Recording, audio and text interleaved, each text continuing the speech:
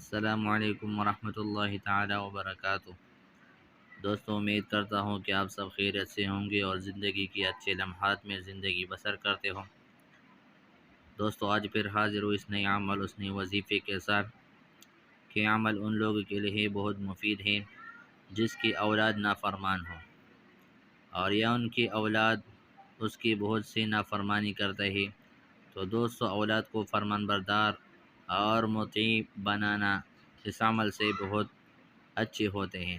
تو دوستوں، جو لوگ ہمارے اس چینل میں نئے ہوں یا پہلے بار آئے تو ہمارے حوصلہ افزائی کے لیے ہمارے چینل کو سبسکرائب کریں اور لائک بھی کریں اور ساتھ میں بیل آئیکن کو ضرور دبائیں تاکہ ہمارے ہر آنے والی نئی ویڈیو کی نوٹیفیکیشن تمام حضرات کو سب سے پہلے پہنچے۔ اور جو لوگ ہمارے اس وظیفے کو اس ویڈیو کو فیس بک پیج پر دیکھتے ہیں تو ہمارے حوصلہ افزائی کے لیے ہمارے پیج کو فالو کرو اور لائک بھی کرو اور ساتھ میں بیل آئیکن کو ضرور دبائی تاکہ ہر آنے والی نئی ویڈیو کی نوٹیفیکیشن تمام حضرات کو سب سے پہلے پہنچے۔ تو دوستو، چلتے ہی ویڈیو کی طرف اور عمل کی طرف۔ تو دوستو، عمل کو کس طرح کرنا ہے؟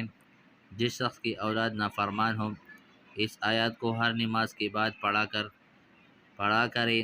پڑھتے وقت ذریتی کے لفظ پر اپنی اولاد کا خیال کریں، یعنی رب اصلح لی فی ذریتی اس لفظ کے ساتھ اپنی اولاد کے خیال کریں، اور اس جگہ پر اپنے تمام اولاد جو نافرمان ہیں وہ ذہن میں اس کا خیال رکھنا۔ تو دوستو، رب اصلح لی فی ذریتی انی تبت الیک و انی من المسلمین۔